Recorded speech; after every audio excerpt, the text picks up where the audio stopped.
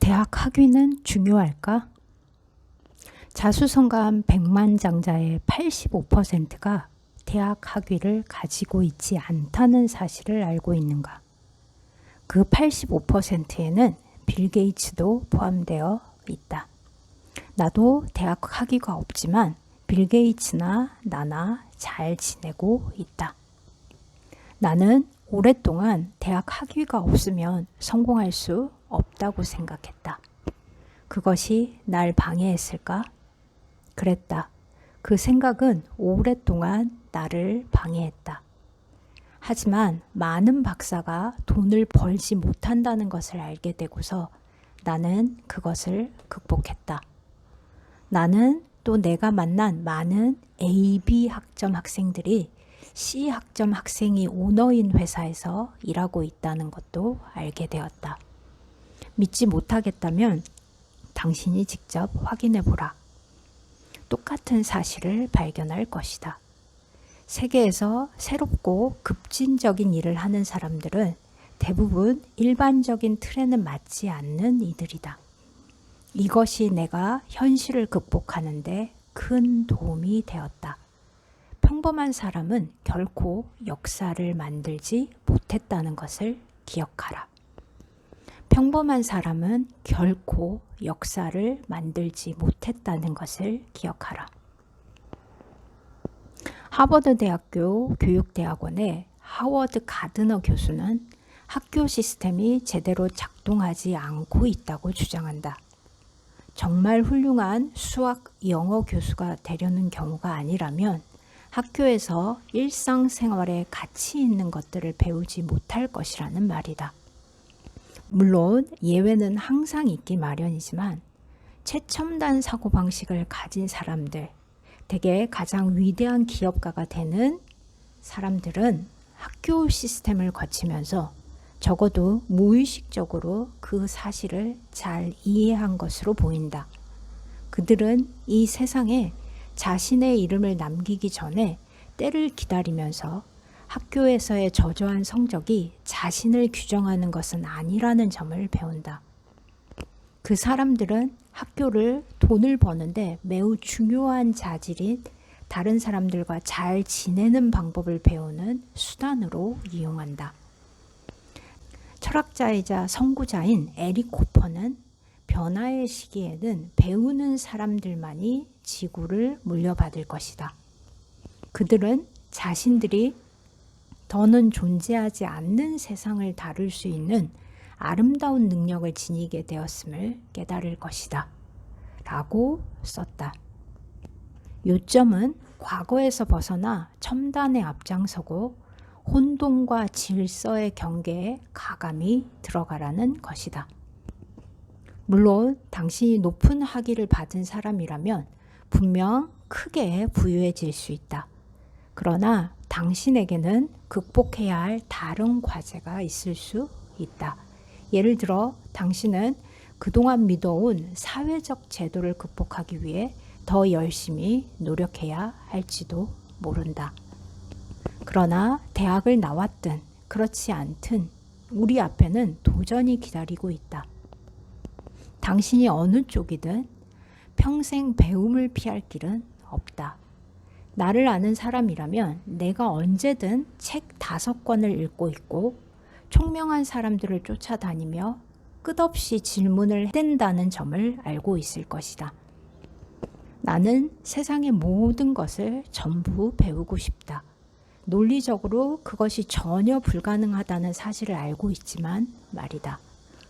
오늘날 급변하는 시대에 우리가 배우는 방법은 대개 성공하는 방법과 일치한다. 당신은 다른 사람들의 결과나 당신이 과거에 얻었던 결과를 되돌아보며 비교하고 분석하면서 배우는 타입인가? 아니면 계속해서 과감하게 행동하고 필요에 따라 조정하는 타입인가? 두 가지 전략이 모두 중요하지만 빠르게 팽창하는 우주에서는 낡은 방식으로 새로운 결과를 얻을 수 없다는 점을 잊지 마라. 사실 대부분의 사람은 거의 생각하지 않는다. 정신적 기둥에서 살펴보겠지만 진정한 생각은 순간적으로 일어난다. 모든 심사숙고와 분석은 사회적 훈련에 기인한다는 점을 명심하라. 아인슈타인은 문제를 만들어낸 생각과 같은 수준으로 생각해서는 문제의 해결책을 찾을 수 없다고 말했다. 당신이 결과를 주도하는가? 아니면 결과가 당신을 주도하는가? 당신의 운명을 책임진다는 것은 지금 당장 길이 보이지 않는다고 하더라도 어떻게 성장할 것인지 책임지고 길을 찾는 것이다. 당신이 얻은 결과는 당신의 반영이며 당신의 생체 자기 제어 메커니즘이라는 점을 항상 기억하라. 당신이 얻은 결과는 당신의 반영이며 당신의 생체 자기 제어 메커니즘이라는 점을 항상 기억하라. 내면을 바꾸면 외부로 나타나는 결과도 변한다. 내면을 바꾸면 외부로 나타나는 결과도 변한다. 다시 말하지만 이것은 의식의 변화에 관한 얘기다. 사회는 당신이 외부에서 변화를 찾도록 유도하지만 앞으로 각 기둥에서 강조하는 바와 같이 모든 부와 성취는 내부의 문제라는 것을 알게 될 것이다. 성공은 당신의 노력이나 제품이나 서비스에 대한 것이 아니다. 세상에는 작은 거짓말이 떠돌고 있다. 바로 성공은 성취와는 거의 관계가 없고 열심히 일하는 것과 더 관련이 있다는 말이다. 오랜 기간 동안 정말로 열심히 일하면서도 그다지 성공하지 못한 사람들을 알고 있는가? 여러 직업 분야에서 그런 사람들이 있지만 대부분 간신히 생계를 유지하며 산다. 만약 고되고 힘든 일을 한다고 성공할 수 있다면 우리 주변에는 백만장자들 천지일 것이다. 행동의 세계에서는 열심히 일만 하는 훌륭한 사람들이 정말 많다. 그러나 그들의 앞날은 좌절과 생지옥 뿐이다. 또 다른 거짓말은 성공과 성취가 당신이 제공하는 제품이나 서비스와 관련이 있다는 말이다. 사실 더 큰 차원에서 보면 그런 것들은 당신이 창출할 결과와는 거의 관계가 없다.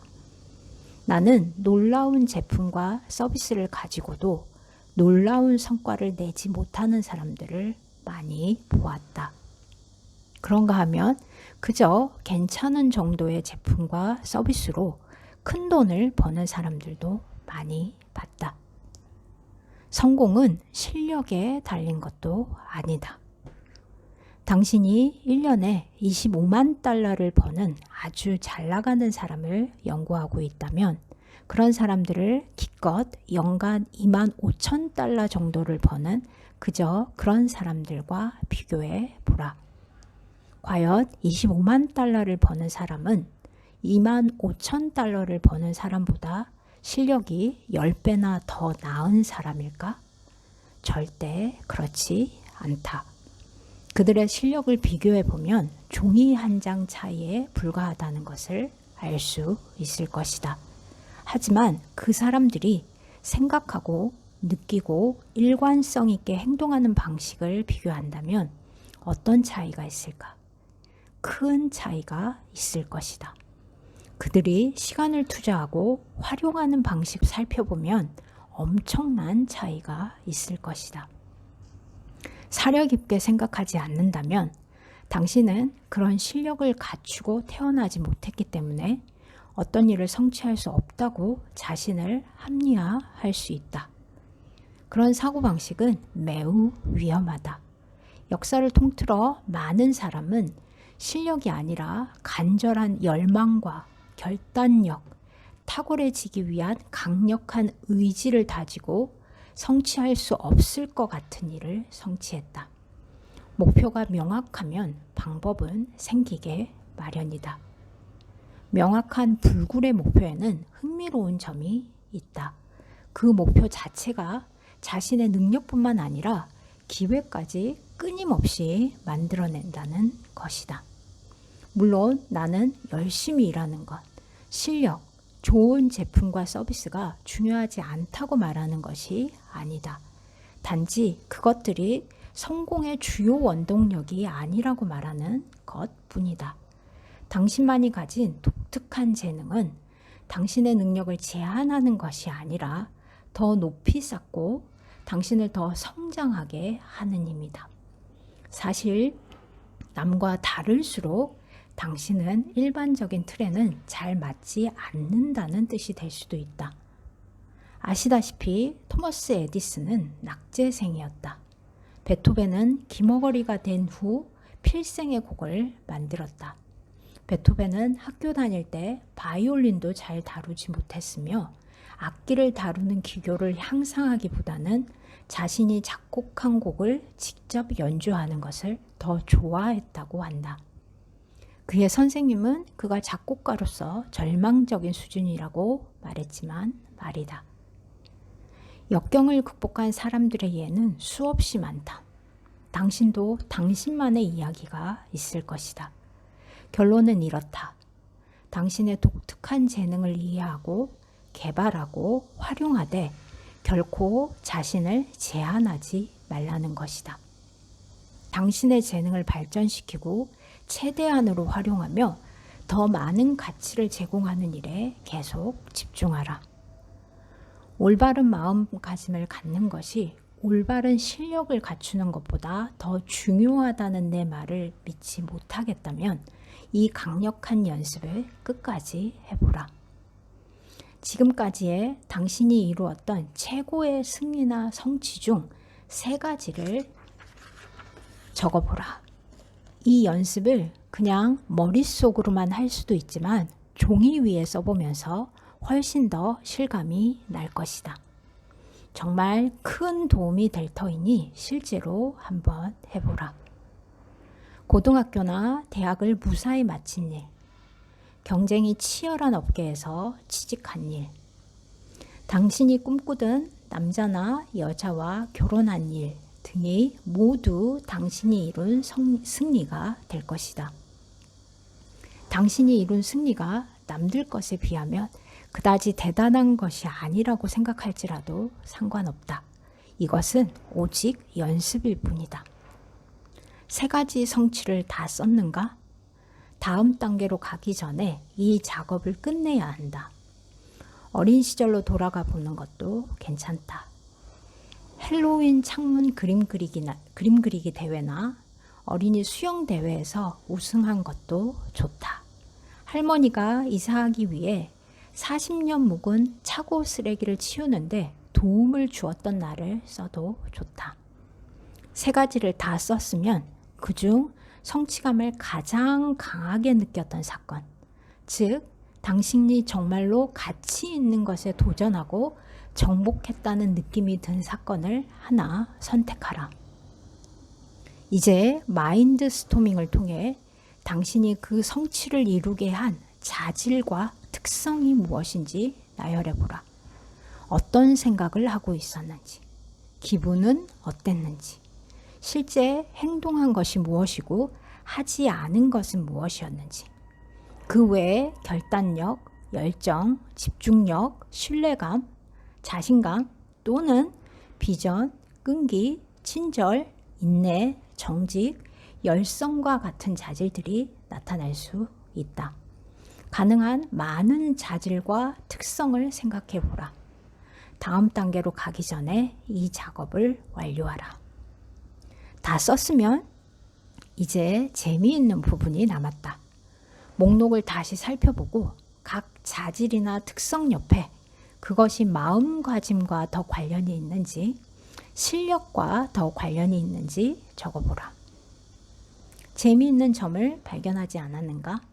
나는 당신이 적은 자질 중 대부분은 실력이 아니라 마음가짐과 관련이 있는 것이라고 확신한다. 무슨 얘기를 하려 하는지 알겠는가? 성공, 성취감은 실력, 지능, 당신의 제품과는 거의 관계가 없다. 모든 올림픽 선수는 실력을 갖추고 있지만 소수의 사람만이 금메달을 딴다. 실력보다는 정신이 중요하기 때문이다. 이것이 바로 가장 성공할 것 같지 않은 사람이 성공하는 이유이기도 하다. 그런 사람들은 자신의 마음가짐의 힘을 어떻게 사용하는지 아는 사람들이다. 어쩌면 그것이 그들의 가장 큰 실력이라고 말할 수 있을 것이다. 나는 포춘지 선정 500대 기업에 속하는 회사의 전국 영업 트레이너로 일하면서 일찌감치 이 사실을 알게 되었다. 나는 전국을 돌면서 사람들에게 최신의 그리고 최고의 영업 기술을 가르쳤다. 내가 뭘 관찰했는지 아는가? 내가 그들에게 가르친 기술로 자신의 삶을 바꾼 사람은 극소수라는 점이다. 그들의 결과나 재정적인 측면에서 말이다. 그러면 대부분의 사람은 내 교육을 받고 어떻게 되었을까? 당신의 추측대로다. 그들은 전혀 바뀌지 않았다. 그들은 사무실로 돌아가서 늘 하던 대로 똑같이 일했고 결과는 여전히 신통치 않았다.